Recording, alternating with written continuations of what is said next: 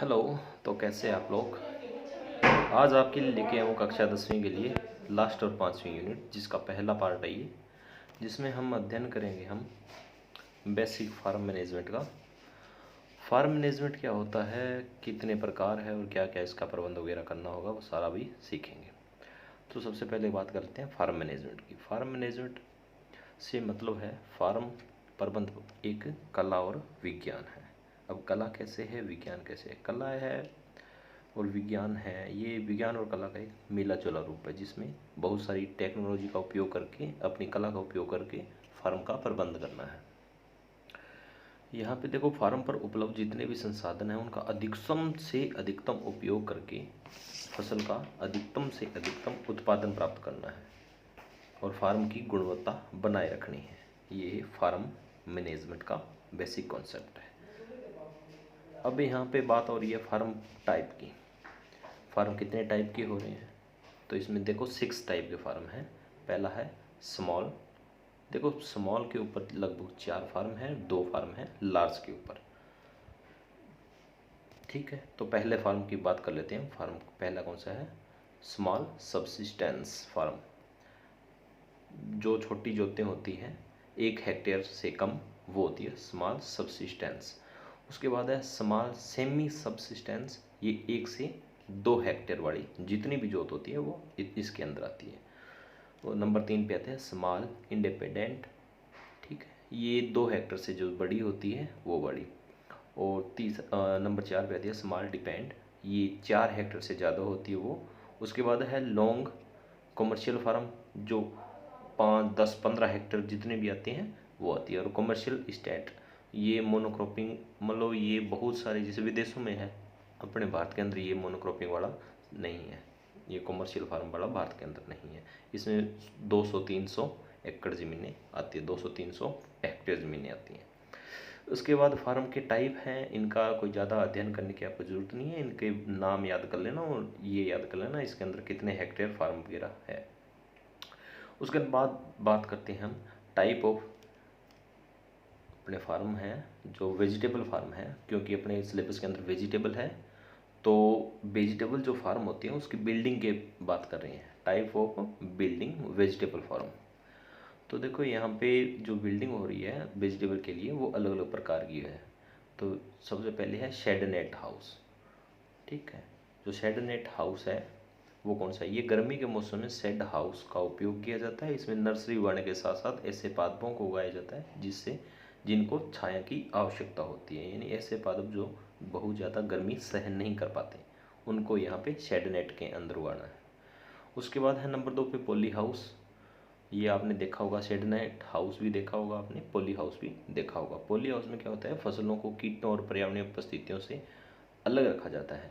कीटों, रोगों और पर्यावरण की परिस्थितियों से अलग रखा जाता है। इसमें क्या होता है, ऑफ सीजन की जो जितनी फसलें हैं वो उगा सकते हैं हम, क्योंकि पर्यावरण की परिस्थितियों से इसमें अलग रखा जाता है। जैसे सर्दी का मौसम है और गर्मी की कोई भी फसल उगानी है तो इस पॉली हाउस के अंदर उगाते हैं। या गर्मी का है और सर्दी वाली कोई फसल उगानी है तो पॉली हाउस के अंदर उगाएंगे।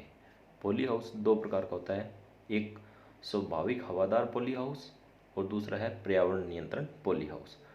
स्वाभाविक हवादार पॉली हाउस है, ये नेचुरली होता है, यानी प्रकृति से जुड़ा होता है, इसमें हवा क्रॉस होती रहती है। ये हवादार होता है, फसलों को कीटों और रोगों से और परागकणों से बचाता है। कीटों से तो समझ आ गया होगा आपको, रोगों से भी। परागकणों से मतलब है कोई दूसरी फसल या उसी प्रजाति की जो दूसरे किस्म होते हैं, प्लांट होते हैं, उनके परागकण उस फसल के ऊपर ना आए, इसलिए उन परागकणों से बचाता है। क्योंकि जो बीज उत्पादन किया जाता है उसमें दूसरे किस्मों के परागकणों से बचाया जाता है हमेशा। पॉली हाउस इसके लिए कारगर सिद्ध है। उसके बाद है जो स्वाभाविक हवादार पॉली हाउस के बाद आता है पर्यावरण नियंत्रण poly house, environmental controlled poly house बोलते हैं जिसको। ये क्या होता है, इसमें हीटर के द्वारा, एसी के द्वारा तापमान नियंत्रण किया जाता है और इस पॉली हाउस के अंदर ऑफ सीजन की फसलें उगाई जाती है। इस पर बाहरी वातावरण का कोई प्रभाव नहीं पड़ता। उसके बाद होता है ग्रीन हाउस। ये भी आपने देखा होगा, हरे रंग का होता है और ये एक जालीनुमा आवरण बना होता है, जैसे शेड नेट हाउस और पॉली हाउस का मिला जुला रूप होता है ये ग्रीन हाउस। इसके अंदर भी हम फसलें उगाते हैं और जो अगेती फसल उगाई जाती है वो ग्रीन हाउस के अंदर उगाते हैं। उसके बाद बात आती है सभी प्रकार के जितने भी पॉली हाउस हैं या हाउस हैं उन पर सरकार द्वारा ऋण प्रदान किया जाता है, और जो ऋण होता है वो 50% लागत का या 4000 स्क्वायर मीटर पर जितना भी खर्च आ रहा है उसका आधा।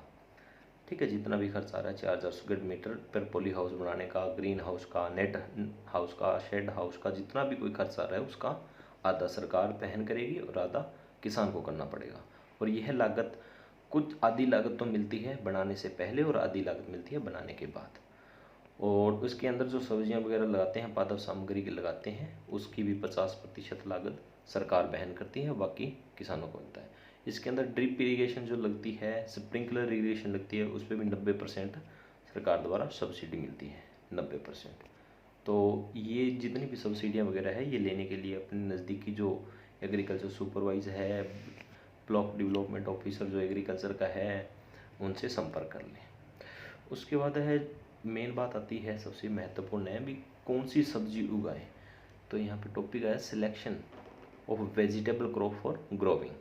तो ग्रोविंग करने के लिए अपने वेजिटेबल का जो सिलेक्शन है वो किस प्रकार करना है, किस आधार पे करना है, इन बातों को ध्यान में रख के ही अपने फसल उत्पादन करना है। तो सबसे पहले बात करते हैं फसल उत्पादन में फसल का चयन लाभ प्राप्त करने के लिए ही किया जाता है। सब्जियों वाली फसलों का चयन करते समय मुख्य बातों को ध्यान रखना है। वो मुख्य बातें कौन सी है जो मैंने नीचे मेंशन कर दी है, इनको ध्यान से एक बार अध्ययन कर लें और अपनी नोटबुक में नोट कर लेना। तो ये मैं बता ही देता हूँ आपको, क्षेत्र विशेष में कौन सी फसल ज़्यादा उत्पादन दे सकती है, अपना क्लाइमेट कौन सी फसल के लिए शूट है वो चीज़ देखनी पड़ेगी। क्षेत्र विशेष के लिए कौन सी फसल उत्पादन ज़्यादा देगी। अब कई बार क्या होता है, रेगिस्तानी इलाका है और वहाँ पे ज़्यादा पानी वाली हमने कोई सब्जी उगा दी है तो वो क्या होगा, वहाँ की गर्मी को सहन नहीं कर पाएगा। और बहुत ज़्यादा ठंडे मौसम में उगने वाली अगर हमने गर्म मौसम में उगा दी है तो सहन नहीं कर पाएगा। उसी प्रकार गर्म मौसम की सब्जियाँ ठंडे मौसम को सहन नहीं कर पाती, वो भी देखना पड़ता है क्षेत्र विशेष पे। उसके बाद है किस फसल के लिए वहाँ का वातावरण क्लाइमेटिक कंडीशन उचित है, जो क्षेत्र विशेष वाला है इसके साथ संबंध है उसको। उसके बाद है फसल चक्कर। फसल चक्कर आपको क्रॉप रोटेशन बोलते हैं जिसको, ये सब ने पढ़ रखा होगा। एक ही किसी स्थान पे एक ही फसल को लगाएंगे तो वो क्या होगा, नुकसानदायक होगा। हमने अब की बार पहले सीज़न के अंदर कोई भी मान लो सोलेनेसी कुल की लगा दी, अगली बार उसी सीज़न में सोलेनेसी कुल की लगाएं तो क्या होगा, उसका उत्पादन कम हो जाए। तो इसलिए जगह बदल के लगानी होगी आपको। फसल अपने उत्पादन सही तरीके से करना है तो क्रॉप रोटेशन अपनाना पड़ेगा। उसके बाद है फसल प्रबंध में खर्च। देखो फसल प्रबंध के अंदर जो खर्च आ रहा है क्रॉप मैनेजमेंट करने में, जितनी भी कॉस्ट ला रही है वो न्यूनतम से न्यूनतम हो। उसके बाद फसल प्रबंध के उपकरण कौन कौन से हैं, जितने भी उपकरण आ रहे हैं उनका ब्यौरा होना चाहिए और सबसे कम खर्च वाले उपकरणों का उपयोग करना है। उसके बाद रोग तथा कीट, ऐसी फसलों का चयन करना है जिनमें रोग तथा कीट बहुत कम मात्रा में लगे। और उपकरण वाली बात आ रही है ना, जो मतलब जहाँ पे उपकरणों पे जो खर्चा है वो कम आए, ऐसी फसलें ही लगानी है जिसमें कम से कम उपकरणों का उपयोग हो और कम से कम लागत अपने लगे। उसके बाद है मजदूर लागत। बहुत सी फसलें हैं बिना मजदूरों के नहीं निकाली जा सकती, कुछ मशीनों द्वारा निकाल ली है लेकिन कुछ मजदूरों द्वारा निकाल। अब ऐसे क्षेत्र में हम जहाँ पे मजदूर मिलना मुश्किल है तो वहाँ पे ऐसी सब्जियों के उत्पादन नहीं करेंगे। उसके बाद हार्वेस्टिंग कंडीशन कैसी है, कई सब्जियाँ होती है जो एक साथ पकती है और कई धीरे धीरे पकती रहती है, उसके आधार पे होते हैं जो। उसके बाद है मार्केटिंग कंडीशन। क्षेत्र विशेष की मार्केटिंग कंडीशनें अलग अलग होती है। किसी क्षेत्र विशेष में किसी प्रकार की सब्जी की मांग ज़्यादा होती है और किसी में बहुत कम होती है। जहाँ पे मांग ज़्यादा होगी उसी क्षेत्र में उस प्रकार की सब्जियाँ उगाएंगे। उसके बाद है क्रॉप रोटेशन, जो पहले ऊपर है। क्रॉप रोटेशन कुछ को परिभाषाएं नहीं पता होती तो वो देखा, क्रॉप रोटेशन की परिभाषा लगा देता हूँ। An agriculture practice in which different type of crop are growing alternate in the same field in a pre planned succession is called crop rotation. मतलब कोई भी एग्रीकल्चर प्रैक्टिस जिसके अंदर विभिन्न प्रकार की फसलें क्रॉप आर ग्रोन उगानी है अल्टरनेटिव तरीके से, यानी कोई हमने एक रबी का मौसम है, एक खरीफ का है और एक जायद का है। रबी के मौसम में कोई फसल हमने लगा दी है, ठीक है, और खरीफ में भी लगा दी है, जायद में भी लगा दी है, ये होगा एक बार का। अगली बार ये सेम टू सेम सीज़न आएंगे, तो जो हमने पिछले वर्ष रबी के अंदर मौसम में सब्जी लगाई है, वो सब्जी ना लगा के किसी दूसरे अल्टरनेटिव प्रकार की सब्जी लगाएंगे। वही चीज़ सेम टू सेम अपनानी है, ये क्रॉप रोटेशन के अंदर आता है।